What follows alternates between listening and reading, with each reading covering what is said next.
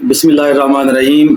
मैं हूं डॉक्टर सदीक अमर और आप देख रहे हैं क्लाइंट थिंकर्स। डियर स्टूडेंट्स, आज हम देखने जाएंगे कि फिजिक्स जो प्रैक्टिकल कॉपी है वो कैसे बनानी है। फर्ज करें कि हम जो है वो 9th क्लास में से वर्नियर कैलिपर वाला एक्सपेरिमेंट जो है वो कर रहे हैं। प्रैक्टिकल को लिखने के लिए हमें कौन कौन से स्टेप जो है वो रिक्वायर होंगे, आज हम इसको डिस्कस करेंगे। मेरी बैक साइड पे आप देख रहे होंगे कि सबसे पहला जो है कि आप एक्सपेरिमेंट की हेडिंग देंगे, जैसे measuring the area of the cross section of a solid cylinder by measuring its diameter with vernier calipers. ये इसकी हेडिंग होगी और उसके बाद आप इसका मटेरियल रिक्वायर्ड या रिक्वायर्ड मटेरियल जो है वो लिखेंगे।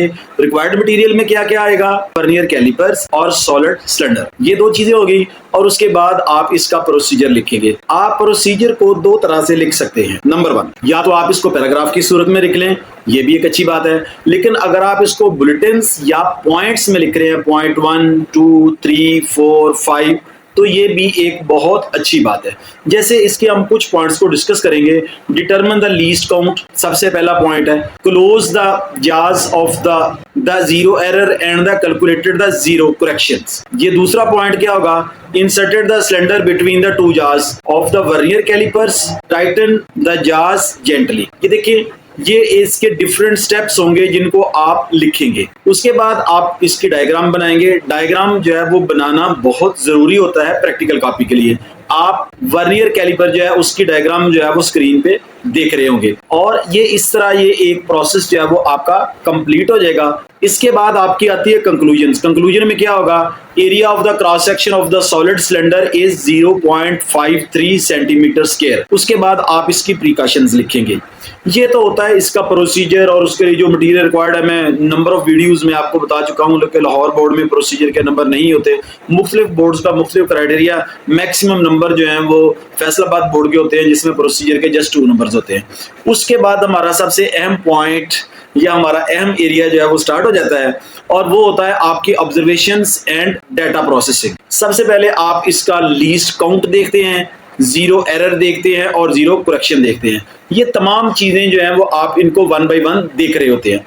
उसके बाद आप लोग इसका ऑब्जर्वेशन है और इसकी डाटा प्रोसेसिंग, जैसे मैंने आपको ऑलरेडी बता दिया है, आप इन चीजों को देखते हैं और उसका जो है वो टेबल बनाते हैं। टेबल के डिफरेंट स्टेप्स हैं और आप इसकी 3 रीडिंग्स लेते हैं। ये पीछे आपको स्क्रीन में नजर आ रही हैं, आप इसको देख सकते हैं। डियर स्टूडेंट्स, डियर कोलीग्स, मैं आपको बताता चलूं कि सबसे ज्यादा नंबर जो होते हैं वो इसके ऑब्जर्वेशंस और डाटा प्रोसेसिंग के होते हैं।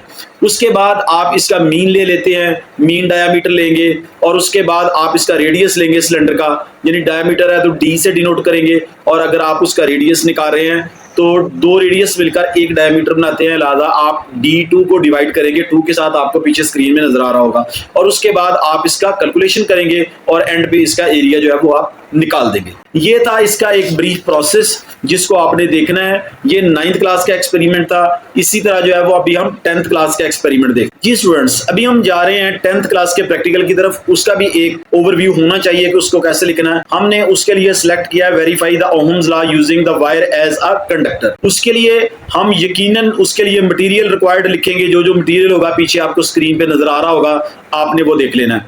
उसके बाद उसका प्रोसीजर है। प्रोसीजर को आप पॉइंट्स में देखेंगे। आप देखेंगे कि आपके पीछे जो है वो पॉइंट्स 1, 2, 3, 4, 5, 6, 7, 8, 9 और 10 तक जो है वो आपके पॉइंट्स पीछे चल रहे हैं। उसके बाद आपने इसकी लिखनी है कंक्लूजन और साथ इसकी प्रिकॉशंस लिखनी होती हैं। ये तो होता है एक मुकम्मल प्रोसेस और उसके साथ आप इसकी डायग्राम बनाएंगे। डायग्राम आपको पीछे स्क्रीन पे नजर आ रही है। उसके बाद सबसे अहम काम होता है ऑब्जर्वेशन एंड डाटा प्रोसेसिंग का। डाटा प्रोसेसिंग में आप इसकी नंबर ऑफ ऑब्जर्वेशंस लिखेंगे, वोल्ट मीटर रीडिंग्स लिखेंगे, एमीटर रीडिंग्स लिखेंगे और उसके बाद R is equal to V over I को कैलकुलेट करेंगे। यानी resistance V is equal to IR होता है, तो आपने चूंकि रेजिस्टेंस कैलकुलेट करनी होती है तो फार्मूला में R is equal to V over I लिख देते हैं और उसके बाद एंड पे आप इसकी मीन रेजिस्टेंस लिखते हैं।